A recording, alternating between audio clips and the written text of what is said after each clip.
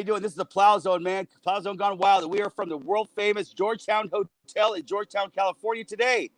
And there's my co-host, Scott Reese. What's up, Mr. Plowman? How you guys all doing out there? Thank you for tuning into the Plow Zone Radio Show. That's right. You know how we love getting people stories from around the world, and we got a great one for you today, man. We got Jim Tirabassi. Also, he's got a great vets organization. We're going to talk to him right now. Come on. Hey, welcome, Jim. Welcome to the Plow Zone, man. What's going on, my friend? I'm doing great, guys. I appreciate it very much. And we're going to be talking about your career in the military, your career in music. So go ahead, Mr. Plowman. Start it off.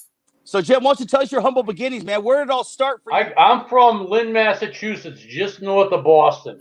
So what was your earliest music influence? My earliest music influence, like everybody else who's my age, I remember the Beatles on the Ed Sullivan Show. That was to really see. I was 9 years old. Girls the next day were beside themselves. It was like the witchcraft trials of the 1600s back then. They were going absolutely insane. I was among the fortunate people. The Rolling Stones played one of their first shows at the local high school football stadium, 1966. I got to see them from outside the stadium on top of this nice hill when they played before it got broken up by tear gas and a little bit of a riot, and they shut it down. In that same place, I got to work on a show with Aerosmith, Motley Crue. I was involved with the show the Beach Boys did there.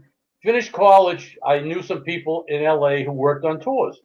And I had always had this urge to go to LA. It was the late 70s, and I packed my bags and moved out to LA. Somebody out there in one of the yards happened to have taken a liking to me, a nice, pretty female. And she connected me with Bob Dylan. And my mother says, "Have you ever heard of a guy called Bob Dylan?" I said, "Yeah, I've heard of him." I said, "Why?" She didn't know anybody from him. And she said, "They've been calling you for a week now trying to get hold of you. Here's a number for you to call." So I called, and somebody in Dylan's office had a job if I wanted, and I turned it down. Rooted very much. The next day I drove back to L.A. The job was gone. You turned down a job with Bob Dylan. I turned down a job with Bob Dylan in 1979. It was just, you never know when's good and when's bad going to happen. That's the nature of life, and that's what makes it ain't that the truth? If I planned my life, I wouldn't do what I do. So that's pretty much it. So like I said, I was in L.A. And some of the bands we had were the Steppenwolf post John Kay when John had stepped away. The Grassroots, the Guess Who. Those were some of the bands on the roster we had. So it was well-established bands, but as I said, I didn't have too many worries, no concerns. I was young, in my 20s, having fun. So what was your favorite band that you worked with? I'm not a person who has a favorite band. I'm not like that. I like the personalities. As strange as it is, and everybody makes fun of it. So who's an artist that you to say is underrated, under the radar, that was really talented that you came across in your travels? There was a guy with a band called Monkey Beat. His name is Jimmy Shula. Jimmy has been now with George Thorogood for about the last 25 years, the last time I saw him. And I know he's still with Thorogood now touring. Jimmy had some great, great tunes.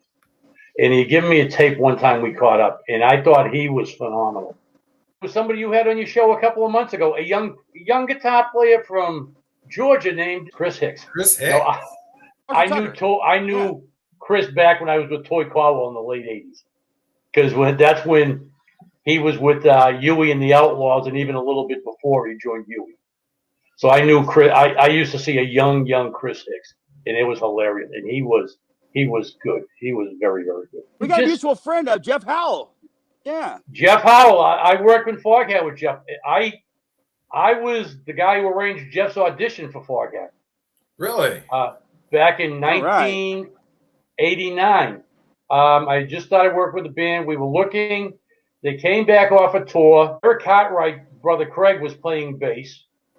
And he didn't want to stay out on the road anymore, at least with Foghat. So it was Roger. And at that point in time, there wasn't the internet. So I had to run ads in newspapers in San Francisco, New York, Boston, and L.A. And we had people come in to audition, and we did them just outside of Boston.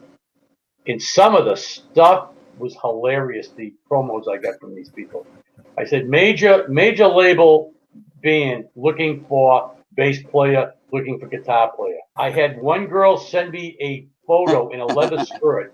I swear to God, they killed a whole herd of cows to make this skirt.